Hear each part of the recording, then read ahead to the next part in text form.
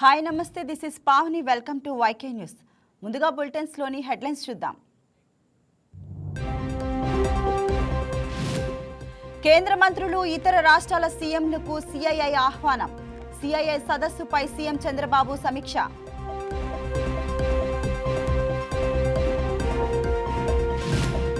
అభివృద్ధి వికేంద్రీకరణ ప్రభుత్వం నినాదం. ఆంధ్రులు గర్వపడేలా పాలన చేస్తున్నామన్న లోకేష్.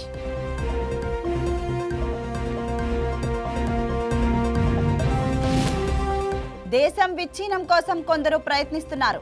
రాజీవ్ గాంధీ సద్భవన యాత్రలో CM Revanth.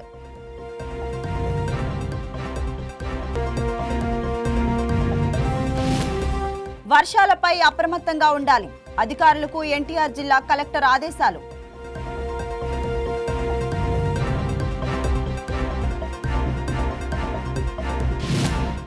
Bharat Aussies match 32 ఓవర్లకు కుదింపు. కీలక వికెట్లు కోల్పోయిన టీమిండియా.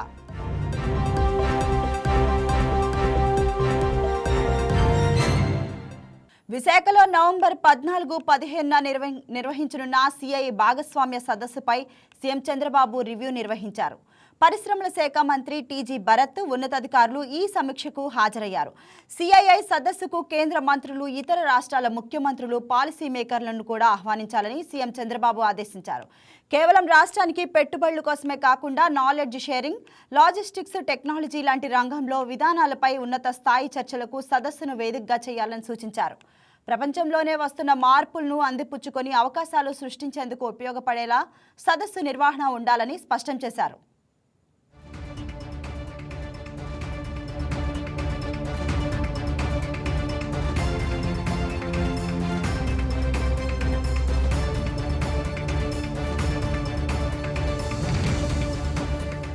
కూటమి ప్రభుత్వ ఆధ్వర్యంలో ఆంధ్రప్రదేశ్ రూపురేఖలు మారబోతున్నాయి. రాష్ట్ర భవిష్యత్తును మలుపు తిప్పే అతిపెద్ద ప్రాజెక్టుకు ఏపీ ప్రభుత్వం ఒప్పందం కుదుర్చుకుంది. ఈ ఒప్పందంలో భాగంగా విశాఖపట్నం దేశంలోనే తొలి కృత్రిమ మేధస్సు ఏఐ కేంద్రాన్ని గూగుల్ ఏఐ హబ్ పేరుతో ఏపీ ప్రభుత్వం ఏర్పాటు చేస్తుంది. ఇటీవల దానికి సంబంధించిన ఎంఓయూలు కూడా జరిగాయి. ఈ నేపథ్యంలో విశాఖ వాసులు ఆనందం వ్యక్తం చేస్తున్నారు. ఇక ఇదే అంశంపై మరింత సమాచారం మా Visakha special correspondent Durgaprasad live లో అందిస్తారు. Thank you Pavani. ఏదైతే కూటమి ప్రభుత్వం అధికారులకు వచ్చిన తర్వాత అభివృద్ధిలో జెట్ స్పీడ్ గా ముందుకు వెళ్తున్నాం మనం ప్రథమంగా చెప్పుకోవచ్చు. ఈ నేపథ్యంలో ఇటీవల ఢిల్లీ వేదిక జరిగిన ఏదైతే గూగుల్ సంబంధించి డేటా సెంటర్ విశాఖ వేదిక ప్రారంభం కానున్న నేపథ్యంలో దానికి సంబంధించి ఇటీవలే ఎంఓఏ కార్యక్రమం కూడా ఢిల్లీ వేదిక జరిగింది. దానికి ఆ కార్యక్రమానికి ముఖ్యమంత్రి నారా చంద్రబాబు నాయుడుతో పాటు ఐటీ శాఖ మంత్రి నారా లోకేష్ కూడా హాజరయ్యారు. ఈ నేపథ్యంలో విశాఖ వేదిక అతి త్వరలో ప్రారంభం కాకుండా గూగుల్ డేటా సెంటర్ ప్రారంభం నేపథ్యంలో అనేక కంపెనీలు కూడా విశాఖలో పెట్టుబడులు పెట్టేందుకు ఆసక్తి చూపిస్తున్నారు. డబుల్ ఇంజిన్ సర్కార్తో కూటమి ప్రభుత్వం ముందుకు దూసుకుపోతుందని చెప్పవచ్చు. ఈ నేపథ్యంలో విశాఖ వాసులు కూడా తమ ఆనందాన్ని వ్యక్తం చేస్తున్నారు. ఎందుకంటే భావితరాల భవిష్యత్తు ఖచ్చితంగా కూటమి ప్రభుత్వం అవలంబిస్తున్న పనితీరు కావచ్చు, అభివృద్ధి కార్యక్రమాలతో పాటు ఐటీ పరంగా విశాఖను మరింత ఖ్యాతి లభించేలా అనేక డేటా సెంటర్తో పాటు ప్రఖ్యాతిగాంచిన పలు సంస్థలు కూడా విశాఖలో పెట్టుబడులు పెట్టేందుకు ఆసక్తి చూపిస్తున్న నేపథ్యంలో గూగుల్ డేటా సెంటర్ ప్రారంభ నేపథ్యంలో విశాఖ వాసులు ఆనందం వ్యక్తం చేస్తారు. మనతో పాటు కొంతమంది స్థానికులు ఉన్నారు. సో వారి మాటల్లోనే గూగుల్ డేటా సెంటర్ ప్రారంభం కానున్న నేపథ్యంలో భావితరాల భవిష్యత్తు కావచ్చు, లేదా పిల్లల భవిష్యత్తు ఏ విధంగా ఉండబోతుందో వారి మాటలు అడిగి తెలుసుకుని ప్రయత్నం చేద్దాం. సో చెప్పండి, ఎలా ఉంది గూగుల్ డేటా సెంటర్ విశాఖ వేదిక ప్రారంభం కాని నేపథ్యంలో భవిష్యత్తు సంబంధించి ఎలా ఉండబోతుంది? కూటమి పరిపాలన ఎలా ఉంది ఓవరాల్ గా? మీరు ఇప్పుడు మన కూటమి ప్రభుత్వం తీసుకున్న నిర్ణయాలు చాలా ఆసక్తికరంగా రాజనందని కూడా చాలా సంతోషపడటానికి తీసుకెళ్తున్నాయని చెప్పడంలో సందేహం లేదు. ఎందుకంటే ఈ కూటమి ప్రభుత్వం వచ్చిన తర్వాత గూగుల్ సంస్థ, కాగ్నిజెంట్, మళ్ళా ఈ యాక్సెంచర్, ఇంకా ఐపిఎస్ ఇలాంటి కంపెనీలన్నీ రావడానికి చాలా కృషి చేశారు. ముఖ్యంగా మా ముఖ్యమంత్రి గారు అయినటువంటి నారా చంద్రబాబు గారు చక్కగా కృషి చేసి ఇవి రావడానికి ఒక మంచి మార్గం ఏర్పాటు చేసి స్థలాలు ఇచ్చేయడం కానీ, ఐటీ సంస్థను ప్రోత్సహించడంలో కానీ చాలా చక్కగా మంచి నిర్ణయాలు తీసుకుంటున్నారు. అది విశాఖ వాసులకే కాకుండా ఆంధ్రప్రదేశ్ ప్రజలందరికీ కూడా రాబో విద్యార్థులందరికీ కూడా మంచి భవిష్యత్తు వేయడానికి ఇది పునాదిగా మనం భావించవచ్చు. అంతేకాకుండా గూగుల్ వస్తుందంటే అది ఇంటర్నేషనల్ లెవెల్లో గూగుల్ వస్తుందంటే విశాఖపట్నానికి అది చాలా గొప్ప వరమని నేను అనుకుంటున్నాను. ఎందుకంటే ఆంధ్రప్రదేశ్ అభివృద్ధి చెందడానికి చాలా మంచి ఒక అవకాశం ఉంది.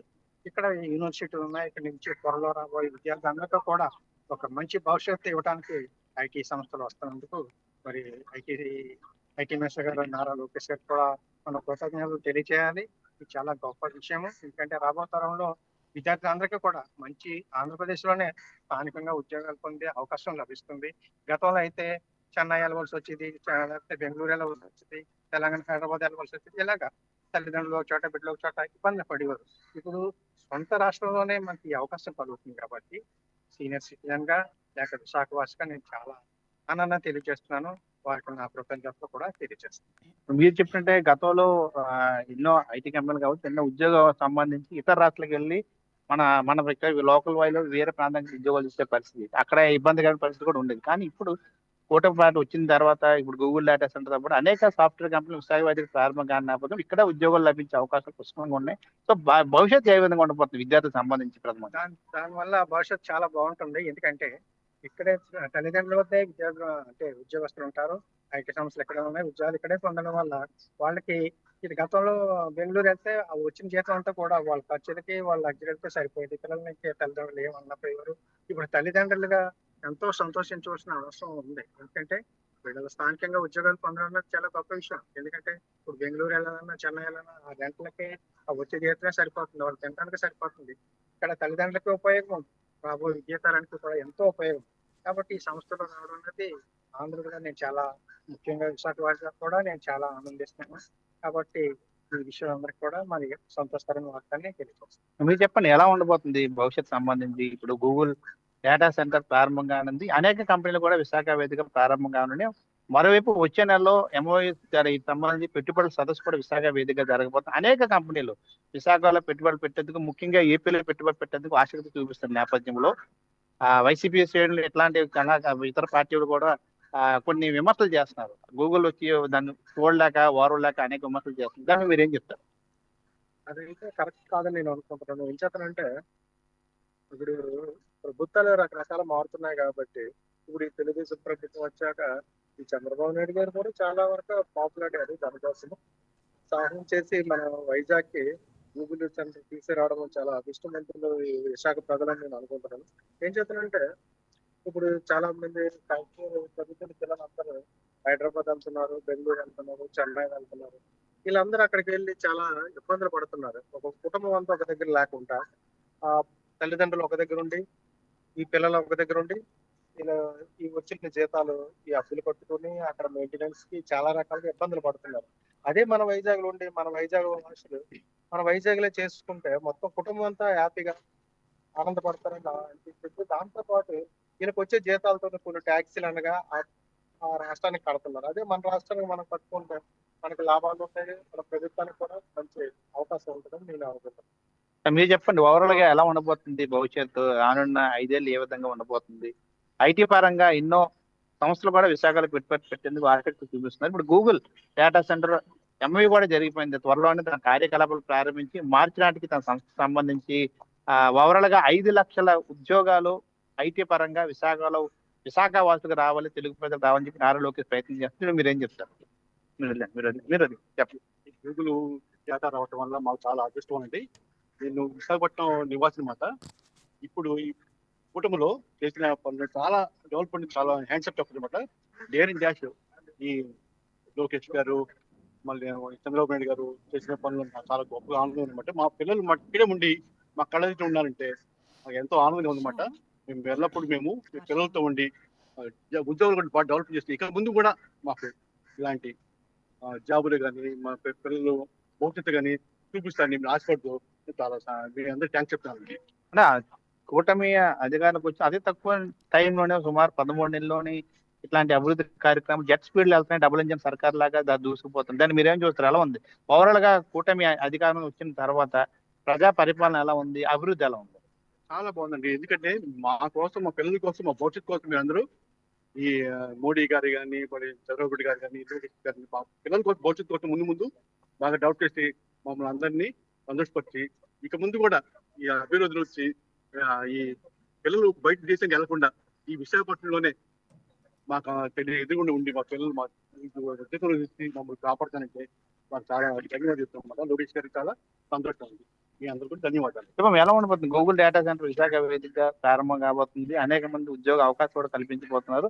స్టూడెంట్ గా భవిష్యత్తు ఎలా ఉండబోతుంది ఎక్స్పెక్ట్ చేస్తారు? మాకైతే చాలా బెనిఫిట్ అవుతుందండి. ఎందుకంటే మేము ఇక్కడ పేరెంట్స్ వదిలేసి, ఫ్యామిలీని వదిలేసి వేరే వేరే రాష్ట్రాలకు వెళ్ళి ఉద్యోగాలు చేసుకోవాలన్నా కూడా చాలా ప్రాబ్లమ్స్ ఉంటాయి మాకు. అక్కడ వసతులు కానీ ఉమెన్ గా మేము చాలా సేఫ్టీస్ అవన్నీ చూసుకుంటాము.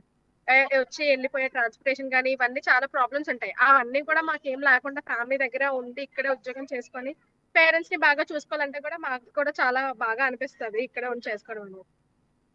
సో అంటే ప్రపంచంలో టాప్ లో ఉన్న గూగుల్ సెంటర్ విశాఖ వేదిక ప్రారంభంగా అన్న నేపథ్యంలో ఎట్లా ఉండబోతుంది భవిష్యత్తు సంబంధించి ఉద్యోగాలు ఎలా ఉండబోతుంది, సాఫ్ట్వేర్ పరంగా ఏ విధంగా డెవలప్ ఉంటుంది? సాఫ్ట్వేర్ పరంగా అంటే గూగుల్ అనేది ఏం చిన్న కంపెనీ కాదు. వరల్డ్ లోనే చాలా one of the top most company Google అనేది. వాళ్ళు ఇచ్చే సర్వీసెస్ కానీ ఏమైనా కూడా సాఫ్ట్వేర్ స్టూడెంట్స్ గా మాకు తెలుసు ఎంత బాగా ఉంటాయని చెప్పేసి. అక్కడ వాళ్ళు ఇచ్చే వర్క్, వాళ్ళు ఇచ్చే బెనిఫిట్స్, ఇన్సూరెన్స్లు కానీ, వాళ్ళు ఇచ్చే హోమ్ మెడికల్ థింగ్ అన్ని కూడా బాగుంటాయి. ఇక్కడ వైజాగ్ వచ్చి వైజాగ్ కూడా డెవలప్ అవుతుంది. డెవలప్ అవడంతో పాటు ఇక్కడ ఉన్న ప్రజలకు కూడా మంచి సౌకర్యాలు అన్ని వస్తాయని మేము ఆశిస్తున్నాం. అంటే ఓవరాల్ గా విశాఖ వాసులు తమ ఆనందాన్ని వ్యక్తం చేస్తున్నారు. ఖచ్చితంగా రానున్న 5 ఏళ్లలో అనేక కంపెనీలు విశాఖ వేదికగా అభివృద్ధి నోచుకోబోతున్నాయి. ఏదైతే కూటమి అధికారికి వచ్చిన చాలా తక్కువ టైంలోనే జెట్ స్పీడ్ నేపథ్యంలో అభివృద్ధి కార్యక్రమాలతో పాటు సాఫ్ట్వేర్ పరంగా విశాఖ ఒక కింగ్ కాబోతుంది. ఖచ్చితంగా అనేక సాఫ్ట్వేర్ కంపెనీలు విశాఖలో నెలకొల్పేందుకు ఆసక్తి చూపిస్తున్నాయి. వాళ్ళు అప్పటికే ఆ ఎంఓ జరిగిన నేపథ్యంలో వచ్చే నెలలో 14-15 తేదీలు విశాఖ వేదిక జరుగుతున్న పార్ట్నర్షిప్ సమిట్ లో కూడా అనేక కంపెనీలు విశాఖ వేదిక కావచ్చు, లేకపోతే ప్రధానంగా ఏపీ వేదిక అనేక కంపెనీలు పెట్టుబడులు పెట్టేందుకు ఆసక్తి చూపిస్తున్నాం. మరోవైపు గూగుల్ డేటా సెంటర్ విశాఖ వేదిక ప్రారంభం కానున్న నేపథ్యం త్వరలోనే అది కార్యకలాపాలు ప్రారంభించి నిరుద్యోగులు కావచ్చు, విద్యార్థులు కావచ్చు, భావితరాల భవిష్యత్తు ఉండబోతుంది. ఖచ్చితంగా అనేక ఉద్యోగాలు విశాఖ వేదిక రాబోతున్న నేపథ్యంలో విశాఖ వాసులు తమ ఆనందాన్ని వ్యక్తం చేస్తున్న అంశాన్ని మనం చూడొచ్చు. Pavani. Right, thank you Durga Prasad.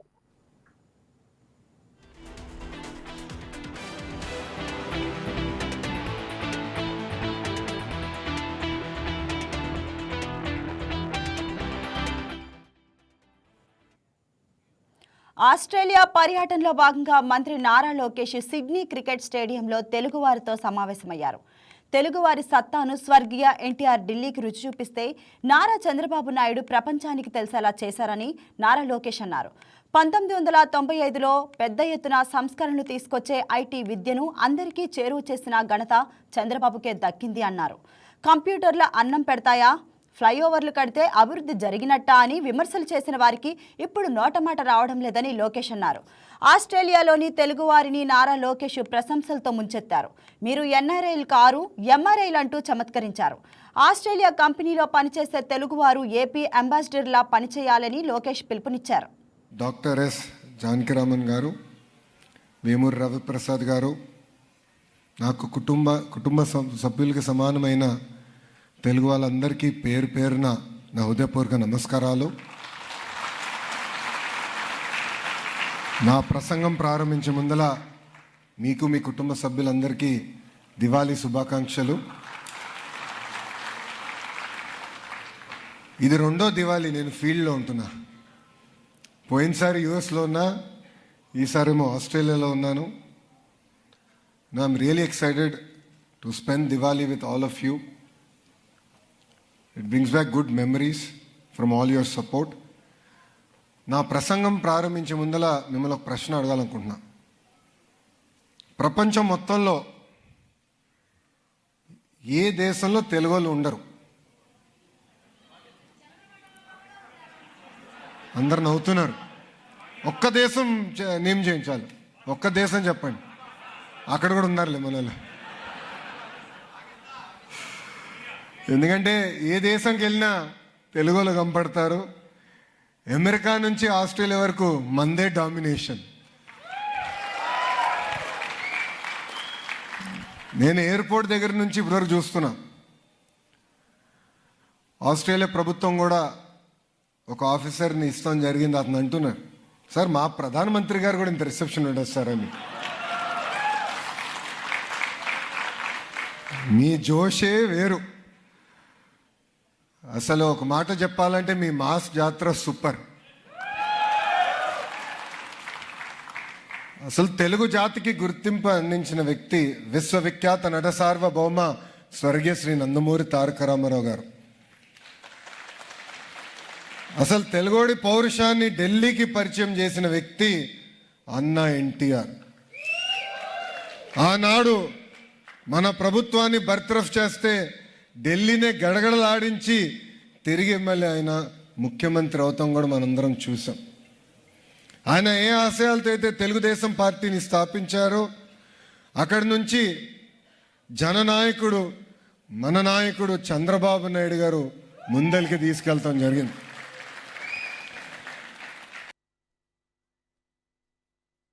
Chandrababu Naidu గారు అసలు తెలుగోడి సత్తా ప్రపంచానికే పరిచయం చేశారు. 1995లో పెద్ద ఎత్తున సంస్కరణలు తీసుకొచ్చి ఐటీ విద్యని మనందరికీ దగ్గర చేస్తాం జరిగింది. ఆనాడు చాలామంది ఎగతాళి చేశారు. ఇప్పుడిప్పుడు ఆ వీడియోలు బయటకు వచ్చినాయి. కంప్యూటర్ అన్నం పెడుతుందా, ఫ్లైఓవర్లు కడితే అభివృద్ధి అయినట్ట, ఎయిర్పోర్ట్ వల్ల ఏమవుతుందని అడిగిన వాళ్ళందరి నోరులో ఈరోజు మాట రాని పరిస్థితి.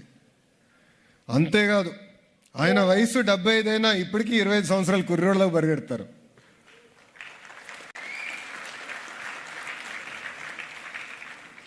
ఆయన మినిస్ట్రీలో చాలామంది యువకులను ఇప్పటికీ ఆయన స్పీడ్ మేము అందుకోలేకపోతున్నాం. ఆయన క్వాంటమ్ కంప్యూటర్ అంటే నాకే అర్థం లేదు. నేను చాట్ జీపీటీకి వెళ్ళి ఎత్తికా క్వాంటమ్ కంప్యూటర్ అంటే ఏంట్రా బాబు అని. అంటే is always ahead of his time. అందుకే మనం ఆయన్ని విజనరీ అంటాం, ఇంకొక ఆయన్ని ప్రిజనరీ అంటాం. అర్థమైందా రాజా? అర్థమైందా రాజా?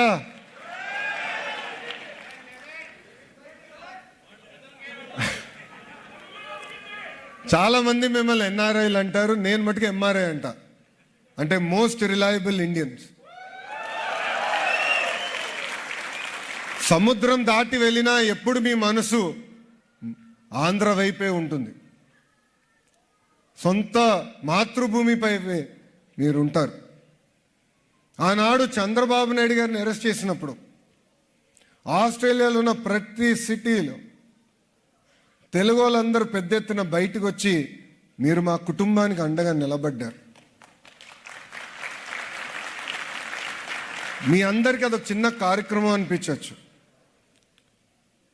నాకు కానివ్వండి మా కుటుంబానికి అది కొండంత బలమైంది. నేను ఎంత చెప్పినా తక్కువే. నా ఇప్పుడు కూడా బాగా గుర్తు, బ్రహ్మి అని నన్ను అడిగింది, గౌరవంగా బతికే వాళ్ళం చూడు ఇలాంటి పరిస్థితి వచ్చింది, ఈ రాజకీయాలు మనకు అవసరమా అని అడిగింది. కానీ ఎప్పుడైతే మీరు అందరూ వచ్చి మాకు అండగా నిలబడ్డారు, హైదరాబాద్లో మీరు అందరూ చూస్తుంటారు గ్రాటిట్యూడ్ కాన్సర్ట్, 45,000 మంది వచ్చి ఆ రోజు మనకు అండగా నిలబడ్డారే, ఆ రోజే నేను చెప్పా బ్రహ్మనికి దిస్ ఈజ్ వర్త్ డూయింగ్. దీనివల్లనే ప్రజలకి మనం సేవ చేయాలి, ప్రజల దగ్గర మెప్పు పొందాలని చెప్పాను. అంతేకాదు 2024 ఎన్నికల్లో సొంత రాష్ట్రాన్ని కాపాడేదానికి ఇదేదో తెలుగుదేశం పార్టీ ఎన్నికల్లో, జనసేన ఎన్నికల్లో, లేదంటే భారతీయ జనతా పార్టీ ఎన్నికల్లాగా మీరు చూడలా, ఇది మీ సొంత ఎన్నికల్లాగా చూశారు. అంటే మీరే ఒక ఎమ్మెల్యేగా ఎంపీగా నిలబడితే ఎంత కష్టపడతారో ఇక్కడ ఉన్న ప్రతి వ్యక్తి కష్టపడ్డారు. మీలో చాలామంది రవి గారు ఆనాడు పిలిపిస్తే పెద్ద ఎత్తున ఫోన్ కాల్స్ చేశారు. చంద్రబాబు నాయుడు గారు అసలు తెలుగోడి సత్తా ప్రపంచానికే దేశ సమగ్రత కోసం మాజీ ప్రధానులు ఇందిరాగాంధీ, రాజీవ్ గాంధీ ప్రాణత్యాగం చేశారని తెలంగాణ సీఎం రేవంత్ రెడ్డి తెలిపారు. హైదరాబాద్లోని చార్మినార్ వద్ద నిర్వహించిన రాజీవ్ సద్భావన యాత్రలో ముఖ్య అతిథులుగా రేవంత్తో పాటు డిప్యూటీ సీఎం బట్టి విక్రమార్క, కేంద్ర మాజీ మంత్రి సల్మాన్ ఖుర్షిద్, రాష్ట్ర మంత్రులు, ఇతర నాయకులు పాల్గొన్నారు. ఈ సందర్భంగా సల్మాన్ ఖుర్షిద్కు సద్భావన అవార్డు అందజేశారు. అనంతరం రేవంత్ మాట్లాడుతూ గాంధీని చంపిన వాళ్లు బ్రిటిష్ వాళ్లకంటే ప్రమాదమన్నారు. గాంధీ అనే పదం భారత్కు పర్యాయ పదమని తెలిపారు. దేశ విచ్ఛిన్నం కోసం కొందరు ప్రయత్నిస్తున్నారని ఆరోపించారు. అటువంటి వారి కుట్రలను కాంగ్రెస్ తిప్పికొడుతుంది అన్నారు. శాంతి భద్రతలను దెబ్బతీసి అస్థిర పరిస్థితులు కల్పిస్తున్నప్పుడు ఈ దేశ సమగ్రతను, సమైక్యతను కాపాడడానికి శ్రీ రాజీవ్ గాంధీ గారు సద్భావన యాత్ర మొదలుపెట్టడం జరిగింది. ఆ సద్భావన యాత్ర స్ఫూర్తిని ఈనాడు ఈ కార్యక్రమాన్ని ఏర్పాటు చేసి సభాధ్యక్షత వహించిన మాజీ పిసిసి అధ్యక్షులు సాగునీటి పారుదల శాఖ మంత్రివర్యులు ఉత్తమ్ కుమార్ రెడ్డి గారు పెద్దలు నిరంజన్ సూచన మేరకు ఈ కార్యక్రమాన్ని నిర్వహించి రాజీవ్ గాంధీ గారి యొక్క స్ఫూర్తిని కొనసాగించడానికి ఈరోజు రాజీవ్ సద్భావన అవార్డు పెద్దలు జాతీయ స్థాయిలో పేరు సంపాదించిన సల్మాన్ ఖుర్షీద్ గారిని ఎంపిక చేసి వారిని సన్మానించే కార్యక్రమానికి నాతో పాటు పిసిసి అధ్యక్షులు మహేష్ కుమార్ గౌడ్ గారిని, మాజీ పిసిసి అధ్యక్షులు, ఆనాడు రాజీవ్ గాంధీ గారు సద్భావన యాత్ర 1990లో నిర్వహించినప్పుడు పిసిసి అధ్యక్షులుగా పనిచేసిన వి హనుమంతరావు గారిని, మిత్రులు మంత్రివర్యులు పొంగులేటి శ్రీనివాసరెడ్డి గారిని, శాసన మండలి సభ్యులను, శాసన సభ్యులను, ప్రభుత్వ సలహాదారులను, వివిధ కార్పొరేషన్ చైర్మన్లను, పార్టీ ముఖ్యమైన నాయకులను, రాజీవ్ గాంధీ అభిమానులందరినీ పిలిచి ఆహ్వానించి ఈరోజు సల్మాన్ ఖుర్షీద్ గారికి ఈ అవార్డు ప్రదానం చేయడం జరిగింది. మనస్ఫూర్తిగా నిర్వాహకులను, జి నిరంజన్ గారి మిత్ర బృందాన్ని రాష్ట్ర ముఖ్యమంత్రిగా నేను అభినందిస్తున్నా. కృష్ణా జిల్లాకు వంగవీటి రంగా పేరు పెట్టాలనే డిమాండ్ మరోసారి తెరపైకి వచ్చింది. మచిలీపట్నంలో రాధారంగా మిత్రమండలి ఆత్మీయ సమావేశం జరిగింది. ఈ కార్యక్రమంలో సీనియర్ న్యాయవాది, కృష్ణా జిల్లా బార్ అసోసియేషన్ మాజీ అధ్యక్షులు లంకిశెట్టి బాలాజీ ముఖ్య అతిథిగా పాల్గొన్నారు. బడుగు బలహీన వర్గాల ఆశాజ్యోతిగా, పేదల పెన్నిగా స్వర్గీయ వంగవీటి మోహన్ రంగగా ఎన్నో సేవల కార్యక్రమాలను నిర్వహించారని లంకిశెట్టి బాలాజీ గుర్తు చేశారు. అటువంటి వ్యక్తి పేరుని కృష్ణా జిల్లాకు పెట్టడం సముచితమన్నారు. ఇప్పటికైనా ప్రభుత్వం ఆ దిశగా చర్యలు తీసుకోవాలని డిమాండ్ చేశారు. రంగా గారి ఆశయాలు తీసుకెళ్తూ గత 35 ఏళ్లుగా ఆయన చేస్తున్న సేవలు అవన్నీ కూడా చూస్తూ ఒక రంగా గారి అభిమానిగా మన వంతు మనం చేయాలన్న ఉద్దేశంతో మనం ముందుకు తీసుకెళ్లాలంటే మనకు ఒక ఆయుధాన్ని పట్టుకుని వెళ్ళాలి. కాబట్టి అలాంటి ఆయుధమే ఈ రాధారంగా మిత్ర మండలి మా మచిలీపట్నం నియోజకవర్గ ప్రెసిడెంట్ గా నేను అనుకుంటున్నాను. ఎందుకంటే మనం చెప్పేది 10 మంది పాటించాలి అంటే కూడా మనకి ఉన్నతమైన వ్యక్తిత్వం ఉండాలి, మనకు ఉన్నతమైన ఆశయాలు ఉండాలి. అట్లాగే అవి మనం సాధించాలంటే కూడా మనకు ఒక ఆయుధం కావాలి. మన పవన్ కళ్యాణ్ గారు ఉన్నారు కాబట్టి మన నియోజకవర్గాల వారీగా మన సభలు సమావేశాలు నిర్వహించి ఆయన దృష్టికి తీసుకెళ్లి మన పెద్దలు మాదివాడ రాము గారు, ఆర్కే రామకృష్ణ గారు ఇలాంటి పెద్దలతో మనం ఆయన పవన్ కళ్యాణ్ గారి దృష్టిలో పెట్టి మన జిల్లాకి వంగవీటి మోహన్ రంగయ్య గారి పేరు పెట్టుకునే వరకు ఈ కమిటీ నిద్రపోదు, అట్లాగే ఆర్మీస్ లో శ్రమిస్తామని చెప్పి కూడా ఈ సందర్భంగా మీ అందరికీ తెలియజేస్తున్నారు. చెప్పుడు వంగవీటి మోహన్ రంగా గారు కృష్ణా జిల్లాకి వంగవీటి మోహన్ రంగా గారి పేరు పెట్టాలని ఉద్యమాన్ని ఇవాళ మచిలీపట్నంలో ఒక ఉద్యమ రూపంలో ఇక్కడ శంకుస్థాపన లాగా ప్రారంభం చేయడం జరిగింది. గతంలో 7,000 మంది అర్జీలని మరి తెలంగాణ, ఆంధ్ర రాష్ట్ర అధ్యక్షులు బుల్లెట్ ధర్మ గారి ఆధ్వర్యంలో గత ప్రభుత్వానికి ఇవ్వడం జరిగింది. కానీ అది కార్యరూపం దాల్చలేదు.